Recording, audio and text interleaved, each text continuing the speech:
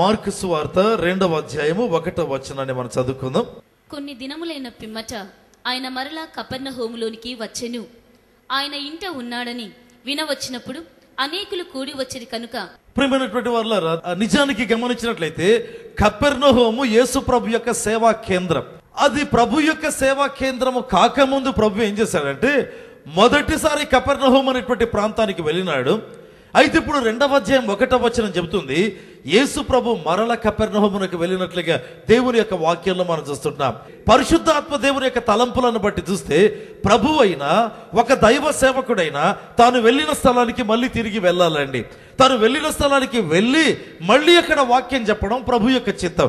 ఎందుకంటే ప్రభు ఆ విధంగా చేసినాడు.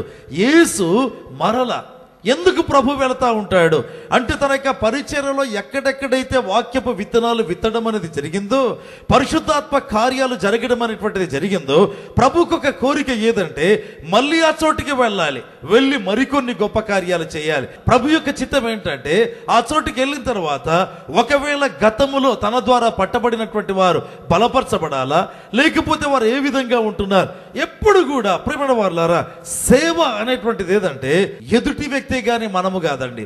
అనేక సందర్భాల్లో సేవ అనేటువంటి దాని యొక్క అర్థం లేదా తాత్పర్యం చాలా సందర్భాల్లో మారిపోతుంటుంది. సేవలో నన్ను నేను చూసుకున్నట్లయితే అది సేవ కాదు. సేవలో ప్రియమైన వారులారా ముఖ్యమైనది ఎదుటి వ్యక్తి, ఒక నశించే ఆత్మ, ఆల్రెడీ దేవుని వాక్యము విన్న వ్యక్తి, వినకుండా ఉండేటువంటి వ్యక్తి, లేకపోతే బలహీనమైన గొర్రె, ఆ విధంగా. అందుకే పరమగీతం 6:11 మనం చూద్దాం.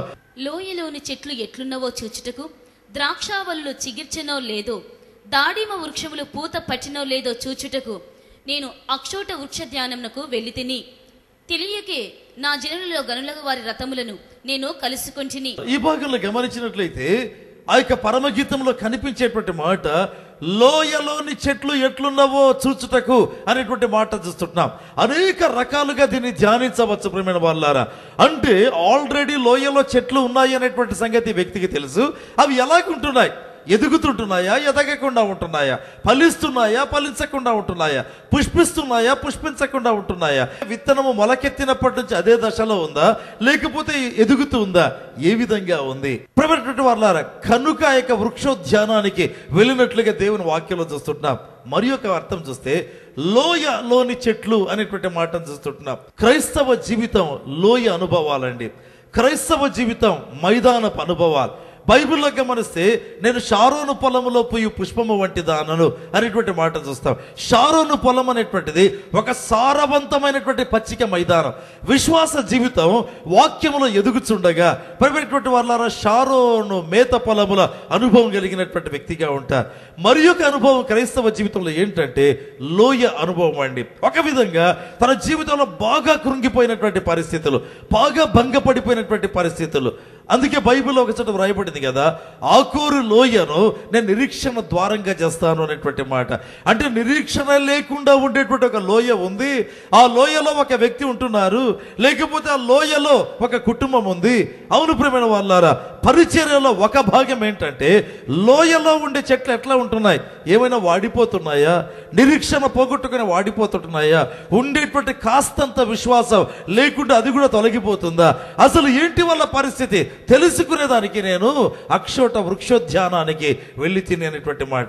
తెలియకయే జనులలో గనులకు వారి రథములను నేను కలుసుకుంటుని అనేటువంటి మాట నాకు చాలా ఇష్టమైనటువంటి మాట. ఎందుకంటే ఎప్పుడు సేవా భారము మనము కలిగి ఉంటామో, ఎప్పుడు నశించే ఆత్మల కొరకైన చింత అనేటువంటిది మనం కలిగి ఉంటామో, నేను కాదు ముఖ్యం సేవలో, అదిగో లోయలో ఉండేటువంటి చెట్లు ఎట్లున్నాయో అనేటువంటి తాత్పర్యాన్ని కలిగి ఉంటామో, మనం ఏమీ ప్రయత్నించాల్సిన పని లేదు. తెలియకయే జనులలో గనులకు వారి రథములను నేను కలుసుకున్నాను అనేటువంటి మాటను చూస్తాం.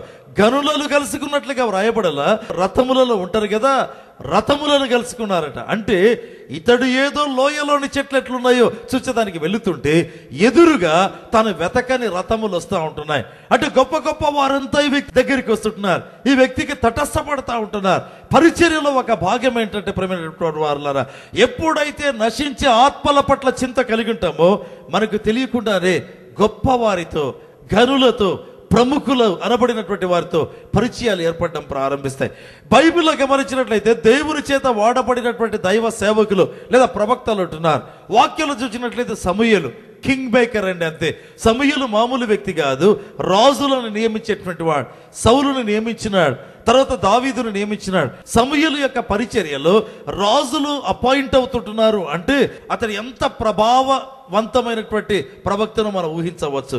ఏలియాను గురించి చూడవచ్చు. బైబిల్లో చూస్తే ఆహాబును పిలిపించుకున్నాడు తన దగ్గరికి. ఎలీషాను గురించి చూడవచ్చు. ఎలీషా కొరకు రాజులు వచ్చేటువంటి వారు. వై అంటే వీరి జీవితంలో ఉండేటువంటి ఆ యొక్క ఆత్మల పట్ల తపన, ప్రేమైన వాళ్ళ